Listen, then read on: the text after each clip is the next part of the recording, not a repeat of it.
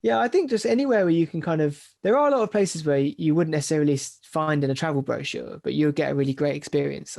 Places Yeah. like, the rainforest of Brunei. Like, when Mm. would you go there? Like, or Yeah. even if you go to Malaysia, make sure you go to Malaysia, Borneo. Moving nicely on from Kyoto, I want to ask you what your favorite city in the world is. That's a good question. Kyoto's up there. I won't lie Yeah. to you. Yeah. Yeah. Yeah. Kyoto's up there. More locally, I love Seville in Spain. Yeah. Yeah. Amazing I city. think I think it's a beautiful city. Like I've been there a few times and had different experiences. I had a girlfriend while I was at university that was studying out there, Mm. so I kind of saw it from like a local perspective as well with the friends that she'd made. Kyoto, yeah, Hoi An in Vietnam. I don't know if you've heard anyone talk about Hoi An before. No, I don't think I have. Carl Watson spoke about Hanoi, but not Hoi An. Hoi An should be on everybody's bucket list. Nice. It's an amazing town, like riverside town, and also within touching distance of the coast. It's not too far up the road. Mm. But it's an amazing place. It's where a lot of people go to get when they get to get their suits made and things. You get their Yeah. Yeah. garments Yeah. made because it's like the garment area of Vietnam. But it's just like really pretty, really vibrant. It had quite an interesting nightlife for kind of young travelers. Mm. But it just like it had a really good vibe about it, and because it's near the sea as well as being kind of like a cool town. And just Google it, and you'll Yeah. Yeah. see Yeah. just from the textbook picture, it's like, yeah, that looks like a place I want to go. And then Yeah. I you'll remember seeing completely, lanterns and all that's it. around the street. Yeah. Incredible place. And then when you go there, you're completely like, yeah. Do you remember one thing in particular that you did in Hoi An? I remember some pretty crazy nights actually, so maybe that's why I don't remember too Yeah. much. But we had suits made while we were there, which was a really Nice. interesting experience. How do they compare to UK suits? A lot cheaper. Yeah. A lot more. I feel like there's a lot more care that goes into it. Yeah. But you do feel a bit bad. Like I tipped pretty heavily afterwards because they made like a custom suit for me, which I wore for like years afterwards until I grew out of it in less than a day. And like based on the time that we got measured and when we picked it up, actually they sent it back home over the post, so I didn't even have to take it with me the rest of the travel, which was great. But the time it was ready to then go and like try it on and have any alterations was less than 24 hours. So you know that someone was working overnight on it. And I was just like, wow, I feel a bit bad now. So I like tipped quite heavily for that. But I mean, when I say cheap, I mean it was like 40 quid for a tailored suit. Yeah, and I had one that was like a tweed jacket. Like chinos rather than like a traditional suit. Yeah, and they were just like so happy to be like, yeah, we've got actually any material you can imagine, color, we've got it all. So like, you tell us what you want, we'll make it happen. And it's like they're really nice there. I just have like fond visual memories of that place. I'd love to go back. A CEO of a company that I do a lot of work with.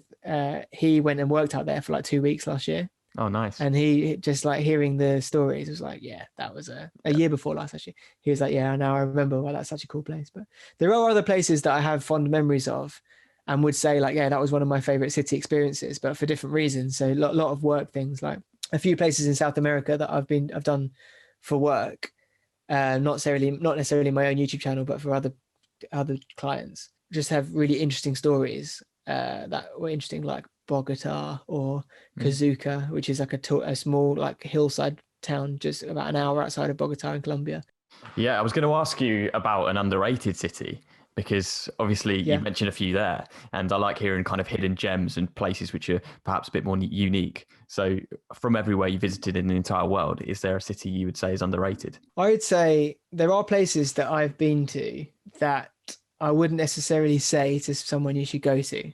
But at the same time, I had a very culturally rewarding or like an culturally awakening of sorts, or a little bit more of like where you kind of start thinking, oh yeah, this is how the world works. This is a bit more broader picture. Mainly rural or like suburban towns next to a big city that you go to on holiday. So I don't know if I'd necessarily say there's too many underrated places. I think a lot of places in Europe are underrated. I think like Slovenia as a country is incredibly underrated. Amazing natural beauty there, incredible mountain range with Triglav, like comparable to the Alps for me. Triglav, like it's not as big, but it's like in terms of the sort of hikes you can do and the sort of adventure activities you can do, like paragliding and stuff, it's amazing. And you've got like places like Lake Bled, which is like probably one of the most places on photographed places on Instagram, I think, at the moment. That's good. Yeah, I think just anywhere where you can kind of, there are a lot of places where you wouldn't necessarily find in a travel brochure, but you'll get a really great experience. Places like, you know, the rainforest of Brunei. Like, when would you go there? Like, or even if you go to Malaysia, make sure you go to Malaysia, Borneo. Make sure you get the boat or the plane to the island, and go and do something crazy, like weird, like an orangutan rehabilitation center in Sepalok, or go and do some paragliding off of Mount Kinabalu. I just do like something that's a bit weird, and you wouldn't do it. And I say, yeah, actually, I would say that. I'd say Borneo, Malaysia, Borneo, all the island of Borneo, any side of it, Indonesia side, Brunei, or Malaysia side. It's an amazing place, and unfortunately, it's getting destroyed by the like millions of hectares a year at the moment. So for logging, but it's an amazing place. I definitely recommend that. So if I had to ask you to choose between city breaks or sun lounges, what would you choose? Neither. Because like city breaks are good, and I think they're good to go and get a good bit of culture or history, and also architecture as well. Like, people underestimate the architecture around the world, and also how it's traveled. So like going to places like Mexico or Argentina or Chile, and you're like walking around the streets and you're like, this could be Madrid, because of just the way that it is. You know, it's all Spanish colonial places, and kind of like appreciating that history, or also appreciating for how dodgy it is, but like witnessing it, you know, kind of connecting the dots while you're there, not just kind of like aimlessly walking around, like start thinking about it as a story. So city breaks are good. If I had to choose between those two, I'd probably be city breaks. But for me, I'm all about rural. I like mountains. I like wilderness. I like wildlife, that sort of thing. Yeah, that's exactly what Carl Watson said. He said mountains when I asked him to choose between city breaks and beaches. So yeah, you share a lot in common. Yeah.